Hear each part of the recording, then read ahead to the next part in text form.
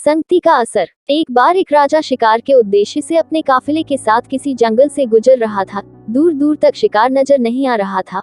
वे धीरे धीरे घनघोर जंगल में प्रवेश करते गए। अभी कुछ ही दूर गए थे कि उन्हें कुछ डाकुओं के छिपने की जगह दिखाई दी। जैसे ही वे उसके पास पहुंचे कि पास के पेड़ पर बैठा तोता बोल पड़ा, पकड़ो पकड़ो, एक राजा आ रहा है, इसके पास बहुत सारा सामान है, लूटो लूटो, जल्दी आओ जल्दी आओ।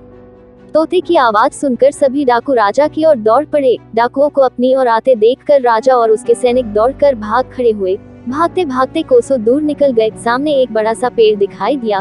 कुछ देर सुस्ताने के लिए उस पेड़ के पास चले गए। जैसे ही पेड़ के पास पहुंचे कि उस पेड़ पर बैठा तोता बोल पड़ा, आओ राजन, हमारे साधु महात्मा की कुटी में आपका स्वागत है, अंदर आइए, पानी पीजिए और विश्राम कर लीजिए। तोते की इस बात को सुनकर राजा हैरत में पड़ गया और सोचने लगा कि एक ही जाति के दो प्राणियों का व्यवहार इतना अलग अलग कैसे हो सकता है। राजा को कुछ समझ नहीं आ रहा था। वो तोते की बात मानकर अंदर साधु की कुटिया की ओर चला गया।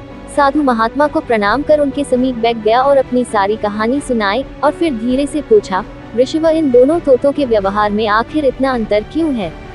साधु महात्मा धैर्य से सारी बातें सुनी और बोले, ये कुछ नहीं राजन, बस संगति का असर है। डाकुओं के साथ रहकर तोता भी डाकुओं की तरह व्यवहार करने लगा है और उनकी ही भाषा बोलने लगा है। अर्थात जो जिस वातावरण में रहता है वह वैसा ही बन जाता है। कहने का तात्पर्य यह है कि मूर्ख भी विद्वानों के साथ रहकर विद्वान बन जाता है और अगर विद्वान भी मूर्खों की संगत में रहता है तो उसके अंदर भी मूर्खता आ जाती है। इसलिए हमें संगति सोच समझकर करनी चाहिए।